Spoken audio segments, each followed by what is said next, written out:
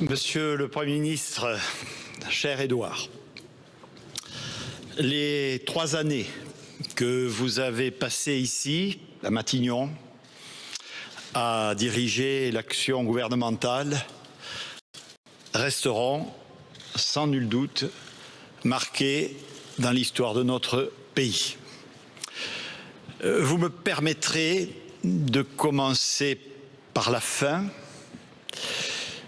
puisque vous avez été le chef du gouvernement qui a dû affronter la plus grave crise sanitaire qui ait affecté notre pays, bien sûr, l'Europe, le monde, depuis de très nombreuses décennies. Il se trouve aussi, Monsieur le Premier ministre, que c'est dans ces circonstances que vous avez bien voulu faire appel à moi pour vous seconder dans cet exercice et notamment dans la phase dite de déconfinement. J'ai donc eu l'honneur de travailler de près sous votre autorité, quotidiennement, sous celle du président de la République.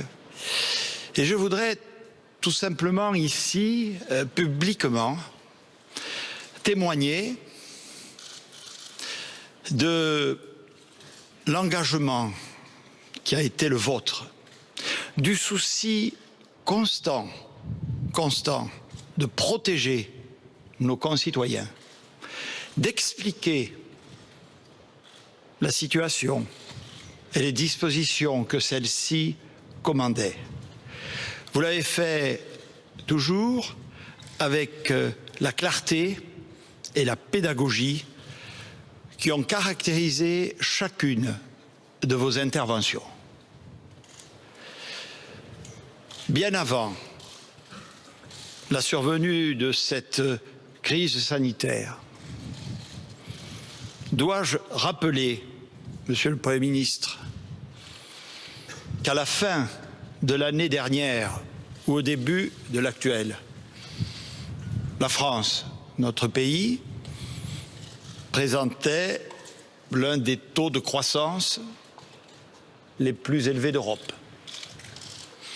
Que le chômage, toujours trop élevé, bien sûr, était à son niveau le plus bas depuis 10 ans. Que le niveau des investissements était le plus élevé depuis 10 ans. Que la progression du pouvoir d'achat était la plus forte. Que vous avez engagé une baisse de la fiscalité parmi les plus vigoureuses depuis 10 ans. Tout ceci, mesdames et messieurs, ce sont des faits. On pourrait y ajouter les réformes structurelles que vous avez conduites. Et pour revenir à la période la plus récente, aux mesures que votre gouvernement a adoptées, les plus vigoureuses d'Europe, pour éviter que notre économie ne s'effondre, avec, rappelons-le aussi, une attention constante aux plus faibles et aux plus démunis. Tout ça, les Françaises et les Français l'ont vu. Ils ont appris à vous connaître. Je pense même, comme moi, qu'ils ont pu identifier un style Édouard Philippe. Un style Édouard Philippe. Bon, comme un article de mode, mais... Oui, vous avez tout à l'heure parlé de courage, mais c'est une vertu essentielle. Non seulement en politique, mais surtout dans la direction des affaires de l'État. La clairvoyance, la hauteur de vue. En employant ces termes, je pense que chacun se reconnaîtra dans mes propos.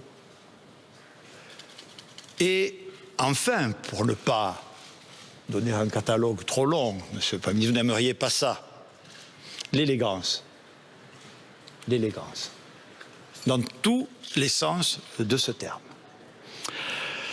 Je mesure, cher Édouard, l'émotion qui est la vôtre dans la solennité de cet instant, comme chacun du reste imagine la mienne, au moment où je prends ces lourdes fonctions. Nous en avons souvent parlé ensemble. Je sais que quelque chose vient atténuer cette situation, le fait que vous allez retrouver pleinement vos belles fonctions de maire, votre belle ville du Havre et tous ses habitants qui récemment encore vous ont témoigné leur affection et leur attachement dans un contexte que nous pourrions qualifier de difficile.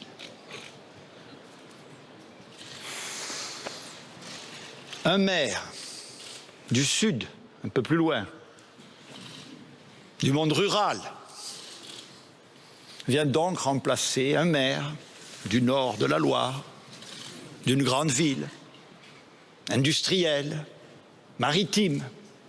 Ainsi est la France, dans sa diversité, mais que nous devons, plus que jamais, réunifier, réconcilier, chacune et chacun, en ce qui nous concerne, comme vous l'avez fait. Nos styles aussi, assurément, sont différents. Mais je voudrais, mesdames et messieurs, me permettre de revendiquer, avec Édouard Philippe, une communauté de valeurs. Ces valeurs démocratiques et républicaines, au premier rang desquelles, sans doute, la conception suivant laquelle le service de l'intérêt général et de l'État doivent prévaloir sur toute autre considération. Aujourd'hui, ainsi que l'a décidé le président de la République, une nouvelle étape du quinquennat s'ouvre.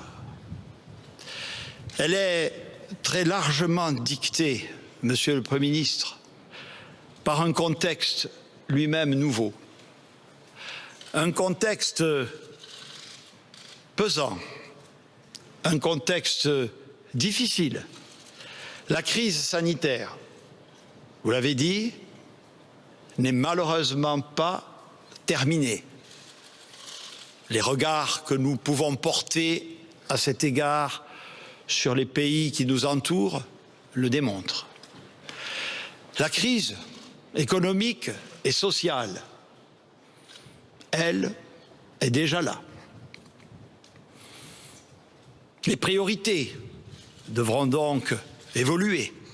Les méthodes devront donc être adaptées. Et il nous faudra plus que jamais réunir la nation pour lutter contre cette crise qui s'installe. Et surtout, dans la continuité des réformes de fond que vous avez entreprises, pour faire en sorte que nous en sortions plus forts et plus solidaires. Merci beaucoup, mon cher Édouard, certes pour vos propos, surtout pour votre action au service de nos concitoyens. Nul ne doute ici que vos immenses talents vont durablement rester au service de la France. Merci.